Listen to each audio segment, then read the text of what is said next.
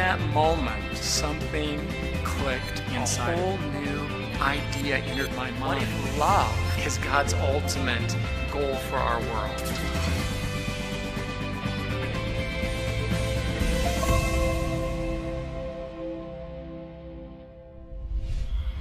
Hi, I'm Ty Gibson. When I was 8 years old, my mom took me into a room in our house and locked the door behind us. I didn't know what to expect. I didn't know if I was in big trouble or what, because I knew what she knew.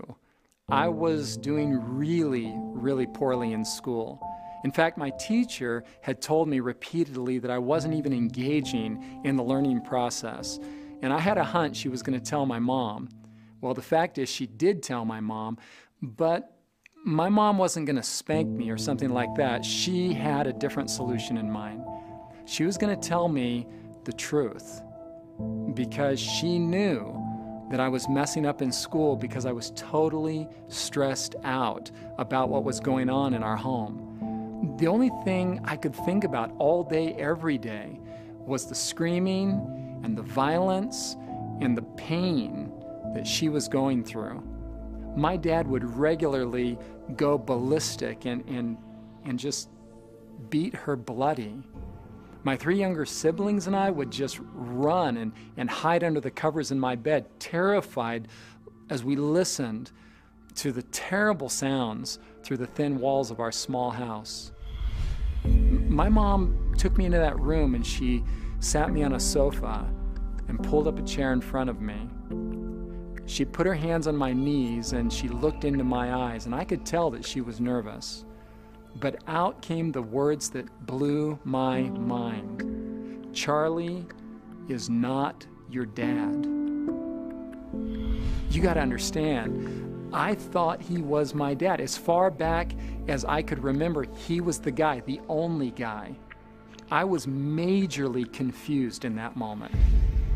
Well, then my mom, she reached into her purse and she pulled out a photo.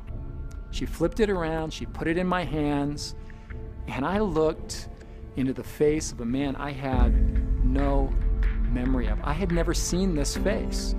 And my mom says, "This is your dad. His name is Johnny, and Ty, I want you to know that he never hit your mommy." I lost it. You got to understand. I just sat there, my lips quivering. I was just trying to hold back the tears. In that moment of realization, something clicked inside of me. I knew that she was telling me something significant. I could just feel it. Charlie is not your dad, Ty. What he's doing to me is wrong. And you don't have to identify with him. You don't have to be like him. That was the first big paradigm shift in my life. And it completely altered me. But I have to tell you that this was merely preliminary to a far more significant paradigm shift that would come years later. The experience with my mom that day, it instilled in me a strong sense of justice, but this sense of justice posed a really big problem for me on another level. By the time I was a teenager, I was painfully aware that our whole world is filled with evil and suffering, and it troubled me. I mean, it really bothered me deeply, especially whenever somebody would talk about God. God? I mean, really? Come on, seriously? What a ridiculous notion. How could anybody really see what's going on in this world and believe in God? I reasoned something like this. Okay, if God exists, then certainly he would use his almighty God power to stop all the evil and pain in our world. I mean, wouldn't he? But since he doesn't, that must mean that the world we live in is just the way he wants it to be. In which case he couldn't possibly be good, and if he's not good, why would I want anything to do with him? Maybe I wanted a Rambo or Terminator type God. I don't know. But what I wanted was a God who would lay waste and stop evil people from doing evil things. I wanted a God of sheer power and absolute control and justice. That's what I wanted. But one day, after thinking about this thing over and over for months, from every angle, a whole new idea entered my mind. What if love and not control is God's ultimate goal for our world? If that were true, a whole new framework of understanding would naturally follow.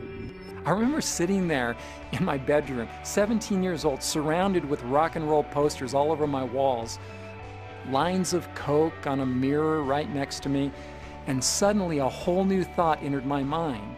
I realized that love cannot exist without freedom, and that freedom allows for both good and evil.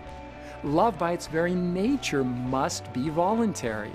A world in which wrongdoing would be impossible would be a world in which love would be impossible too.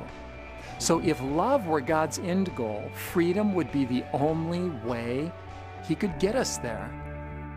For the first time in my life, it was plausible that a God of almighty power and perfect goodness could actually exist with a world like ours on His hands. Amazing. My paradigm was shifting again, this time regarding God.